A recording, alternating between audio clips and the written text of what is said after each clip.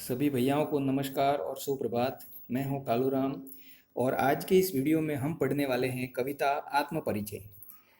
पिछले वीडियो में हमने हरिवंश राय बच्चन के परिचय के बारे में पढ़ा था, जिसमें उनका जीवन परिचय और उनके द्वारा लिखी गई दो कविताएं आत्मपरिचय एवं दिन जल्दी जल्दी ढलता है का सामान्य परिचय पढ़ा था। आज के इस वीडियो में हम कविता आत्मपरिचय के बारे में पढ़ेंगे। इस कविता में कवि हरिवंश राय बच्चन अपने जीवन के बारे में बताते हैं, अपना परिचय करवाते हैं और अपना और संसार के साथ क्या संबंध है उसके बारे में इस कविता में वर्णन करते हैं। तो कविता शुरू करते हैं। कवि कहते हैं, मैं जग जीवन का भार लिए फिरता हूँ, फिर भी जीवन में प्यार लिए फिरता हूँ। कवि कहता है कि मैं इस जीवन में, जिसे ये जो सांसारिक जीवन है, इस सांसारिक जीवन को भार की तरह लिए फिरता हूँ, इसको मैं भार की तरह महसूस करता हूँ और इस जीवन को भार के रूप में लेकर घूम रहा हूँ। फिर भी जीवन में प्यार लिए फिरता हूँ। कवि एक तरफ ये कहता है कि मैं इस संसार को, यानी इस जीवन रूपी संसार को भार की तरह लेकर घूम रहा हूँ, लेकिन साथ में वो ये भी कहते हैं कि मैं इस जीवन में प्रेम लिए फिरता हूँ, यानी जीवन को भार के रूप में महसूस करते हुए, समझते हुए भी जीवन में प्यार लेकर घूमते हैं, प्यार लिए ही फिरते हैं। आगे कवि कहते हैं कि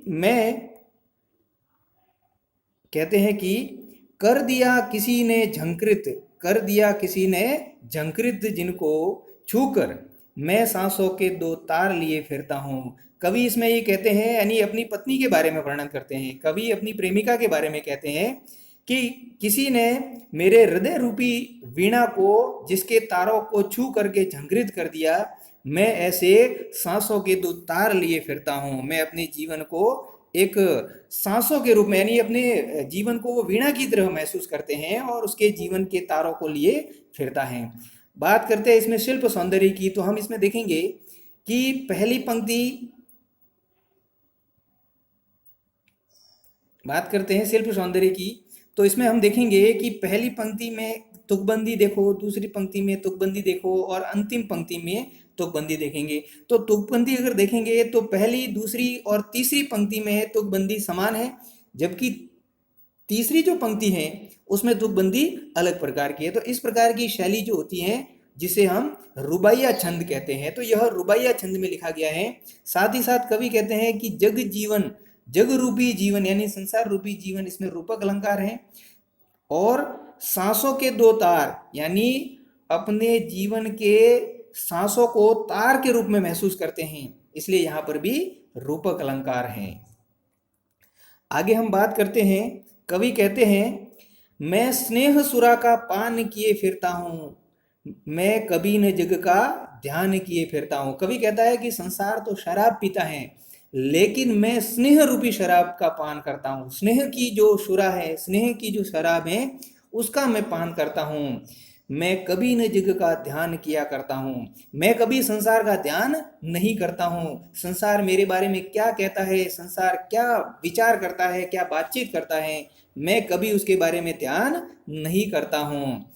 जग पूछ रहा उनको जो जग की गाते, मैं अपने मन का गान किया करता हूँ। कवि कहता है कि संसार तो उनकी पूछता है, संसार तो उनकी पूछता है जो जग की गाते, यानी जो संसार के कहे अनुसार चलते हैं, जो जग की प्रशंसा करते हैं, जो जग की चापलूसी करते हैं, उन्हीं को ही पूछता है। लेकिन मैं अपने मन का गान किया करता हूँ, मैं दुनिया को देखता नहीं हूँ, मैं तो अपने मन में जो उद्गार उत्पन्न होते हैं, जो मन में मेरे जो विचार उत्पन्न होते हैं, मैं उनको ही गाता फिरता हूँ। मैं दुनिया के बारे में किसी प्रकार की कोई विचार विमर्श नहीं करता हूँ, अर्थात मैं अपने आप में ही मस्त फिरता रहता हूँ। आगे हम बात करते हैं। कवि कहता है, मैं निज उर के उद्गार लिए फिरता हूँ। मैं निज उर यानी अपने हृदय के जो उद्गार हैं, उद्गार यानी भाव, अपने हृदय के जो भाव हैं वही लिए फिरते हैं। मैं निज उर के उपहार लिए फिरता हूँ, मैं अपने ही हृदय को उपहार की तरह लेकर महसूस करता हूँ। उन उपहारों को ही मैं अपने जीवन में रखता हूँ, और वो उपहार किसके हैं? प्रेम के। वो प्रेम के उपहार लिए फिरता है। कवि आगे कहता है, यह है यह संसार अपूर्ण न मुझको भाता। कवि कहता है कि यह संसार तो अपूर्ण है और यह अपूर्ण संसार मुझे नहीं भाता। कवि को इस संसार में कहीं न कहीं अपूर्णता नजर आती है और वो अपूर्णता है प्रेम की। कवि कहता है कि संसार में प्रेम नहीं है, संसार प्रेम से अपूर्ण है, इसलिए यह संसार मुझे नहीं भाता। मैं स्वप्नों का संसार लिए फिरता हूँ। इसलिए कवि कहता है कि मैं तो अपने ही स्वप्नों का संसार लिए फिरता हूँ जिसमें प्रेम भरा हुआ है, और यही सपनों का संसार मैं अपने जीवन में लेकर फिरता हूँ। इसी संसार में मैं अपना जीवन है वो जीता हूँ। अपनी प्रेममयी सुंदर सपनों में ही इस संसार को मैं लेकर के आगे बढ़ता फिरता हूँ। आगे हम बात करें, मैं जला हृदय में अग्नि दहा करता हूँ, सुख दुख दोनों में मग्न रहा करता हूँ। कवि कहता है कि मैं अपने हृदय में एक प्रकार की अग्नि को जलाए रखता हूँ, और वो अग्नि किसकी है? प्रेम की अग्नि। मैं अपने हृदय में प्रेम की अग्नि को दहाए फिरता हूँ, प्रेम की अग्नि को ही लेकर फिरता हूँ। सुख दुख दोनों में मग्न रहा करता हूँ, अर्थात सुख और दुख दोनों में हमेशा एक समान रहता हूँ, क्योंकि ये मेरी प्रेम की दीवानगी है, और इसी प्रेम की दीवानगी की वजह से मैं सुख और दुख इन दोनों में ही एक ही भाव से रहता हूँ। कभी आगे कहता है, जग भव सागर तरने को नाव बनाए। कहता है कि ये संसार में तो बहुत सारी समस्याएं, और उन समस्याओं से दूर होने के लिए, यानी संसार रूपी सागर को पार करने के लिए, उन समस्याओं से बचने के लिए नाव बनाता है। क्या बनाता है? नाव। लेकिन कवि कहता है, मैं भव मौजों पर मस्त बहा करता हूं। मैं उन समस्याओं की ओर ध्यान नहीं देता हूं, मैं उस संसार रूपी सागर में जो हिलोरे उठते हैं, जो मौजें उठती हैं, उन मौजों में भी हमेशा मस्त रहा करता हूं, और मस्त रह करके मैं बहा करता हूं। आगे कवि कहता है, मैं यौवन का उन्माद लिए फिरता हूँ, अर्थात मैं अपनी जवानी में एक प्रकार का उन्माद लिए फिरता हूँ। उन्माद से तात्पर्य है पागलपन, ठीक है, जिसमें यानी ऐसा व्यक्ति जिसमें प्रेम अधिक रहता है, वो प्रेम के पीछे भागता है, उसको कहते हैं उन्माद। तो मैं अपनी जवानी में प्रेम का उन्माद लिए फिरता हूँ, प्रेम का पागलपन जो है वो मैं अपने ऊपर लिए फिरता हूँ। लेकिन साथ में ये भी कहता है कि उन्मादों में अवसाद लिए फिरता हूँ।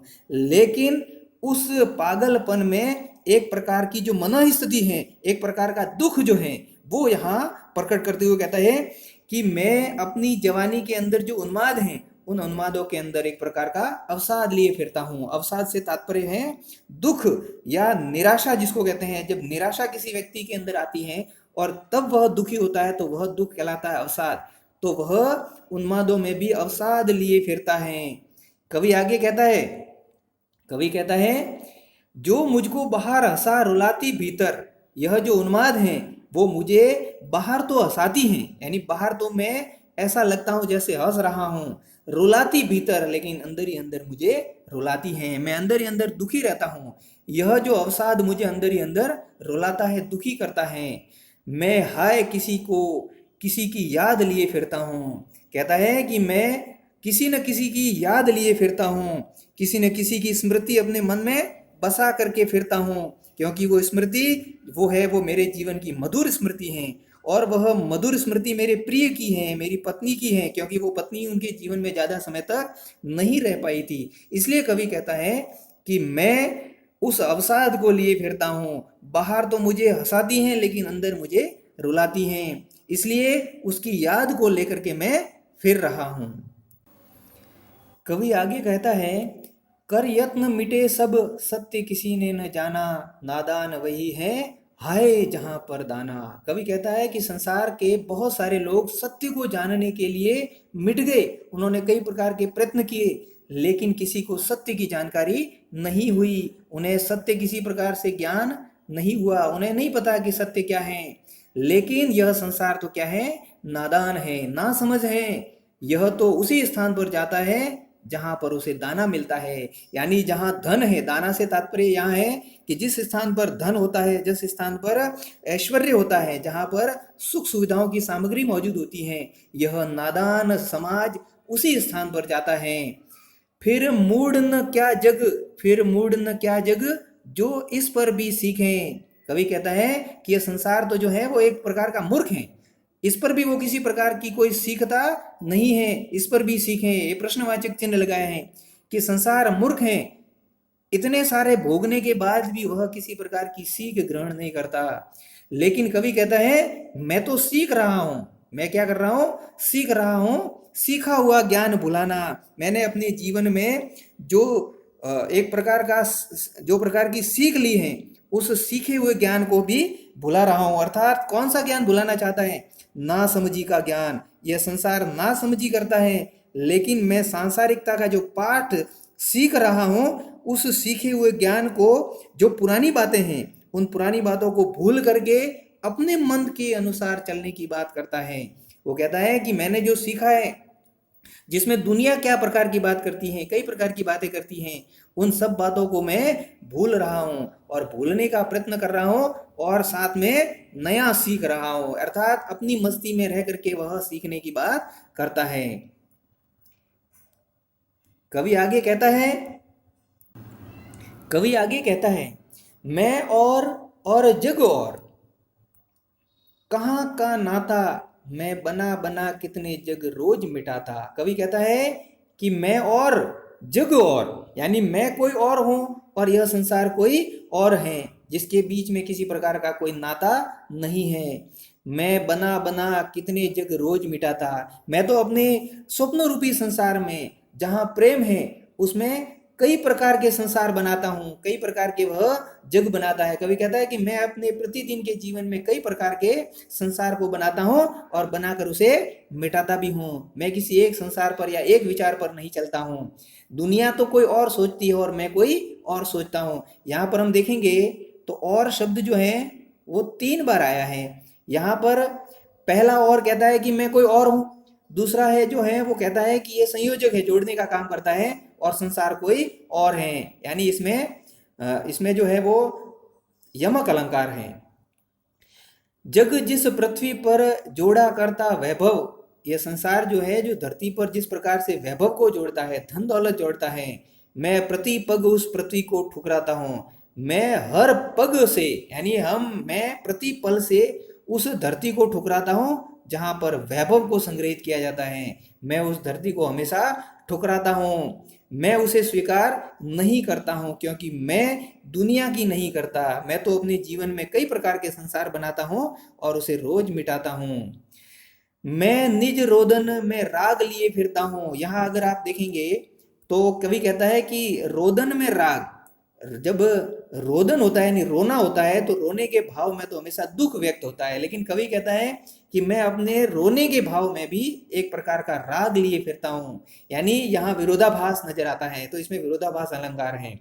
शीतल वाणी में आग लिए फिरता हूं। अपनी शीतल वाणी में, जहां प्रेम की वाणी है, उस शीतल वाणी में भी प्रेम का भाव लिए फिरता हूं। इसमें कवि कहता है कि मैं अपनी शीतल वाणी में आग लिए फिरता हूँ। ये आग जो है, ये प्रेम की आग है। यह राग जो है, यह प्रेम का राग है। यह अपने जीवन में लिए फिरता है। हो जिस पर भूपों का प्रसाद न्योछावर, भूप यानी राजा, जहां पर राजाओं के महलों को भी न्योछावर किया जाता है, अर्थात सारा वैभव है वो न्योछावर किया जाता है। मैं वह खंडहर का भाग लिए फिरता हूँ। मैं उसी खंडहर को एक समान महसूस करता हुआ, जहां पर दुनिया तो सारे धन वैभव के पीछे घूमती है, लेकिन मैं ऐसे धन वैभव को न्योछावर करता हूं और ऐसे ही खंडहर के भाग को लिए फिरता हूं। कवि आगे कहता है, मैं रोया इसको तुम कहते हो गाना। कवि कहता है कि जब मैं अपने दुखों को प्रकट करता हूं, जिसमें मेरे रोने का भाव निकलता है, मेरे दुख प्रकट होते हैं, तो उस दुख को लोग कहते हैं गाना, कि कवि तो गीत गा रहा है। मैं फूट पड़ा, अगर मैं बहुत जोर से रोया, अपने दुखों को और अधिक व्यक्त करता हूं, तो लोग कहते हैं इसे छंद बनाना, इसे कहते हैं कविता बनाना। यानी कवि जो है वो अपने भावों को जब व्यक्त करता है, अपने दुखों को व्यक्त करता है, अपने उन्माद के भावों को व्यक्त करता है, तो दुनिया कहती है कि वह गीत गाता है, वह कविता बनाता है। क्यों कवि कहकर संसार मुझे अपनाए। कवि यहाँ कहता है कि दुनिया मुझे कवि कह करके न अपनाए। मैं दुनिया के लिए एक दीवाना बनना चाहता हूँ। मैं दुनिया का हूँ एक नया दीवाना। यानी मैं तो अपने भावों को ही व्यक्त करता हूँ, अपने ही प्रेम दीवानों की तरह विचरण करता हूँ और उसी में ही अपना जीवन व्यतीत करता हूँ, अपनी ही मस्ती में जीवन व्यतीत करना चाहता हूँ। इसलिए यह संसार मुझे कवि कह करके न अपनाए, ठीक है, और यह दुनिया मुझे क्या, दीवाना कह करके ही अपनाए। दीवाना वह होता है जो हमेशा हर भाव में एक समान रहता है, सुख आए दुख आए तब भी वह उसी तरह रहता है, किसी प्रकार का उसके अंदर बदलाव नहीं आता है। कवि आगे कहता है, मैं दीवानों का वेश लिए फिरता हूं, मैं मादकता निशेष लिए फिरता हूं। कवि कहता है कि मैं अपने जीवन में एक दीवानों की भांति मस्ती से विचरण करना चाहता हूँ। मैं अपने जीवन में मादकता लिए फिरता हूँ, मादकता को लेकर के फिरना चाहता हूँ। निशेष यानी बिल्कुल शेष नहीं रखना चाहता। यहाँ मादकता किसकी, प्रेम की मादकता को कवि जो है वो लिए फिरता है। जिसको सुनकर जग झूम झुके और लहराए। कवि कहता है कि मैं ऐसे गीतों को गाना चाहता हूँ, मैं ऐसे वचनों को कहना चाहता हूँ, मैं अपनी इस प्रकार की प्रेममयी वाणी को बताना चाहता हूँ जिसको पढ़ करके समझ करके लोग झूम उठे, जिसको सुन करके लोग झुके, नतमस्तक हुए और लहराए अर्थात नृत्य करना शुरू हुए।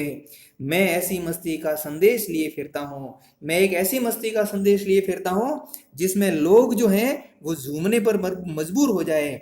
लोग मेरे इसी संदेश को समझ लेते हैं तो मेरे लिए यह जीवन सफल है। और मैं यही संदेश देता हूँ कि अपनी ही मस्ती में झूमो, अपने ही आनंद से फिरो। दुनिया क्या कहती है इससे हमें कोई लेना देना नहीं रखना चाहिए। हमें हमेशा एक भाव से रहना चाहिए, सुख में या दुख में हमेशा एक तरह से ही अपना जीवन जो है वो व्यतीत करना चाहिए। धन्यवाद।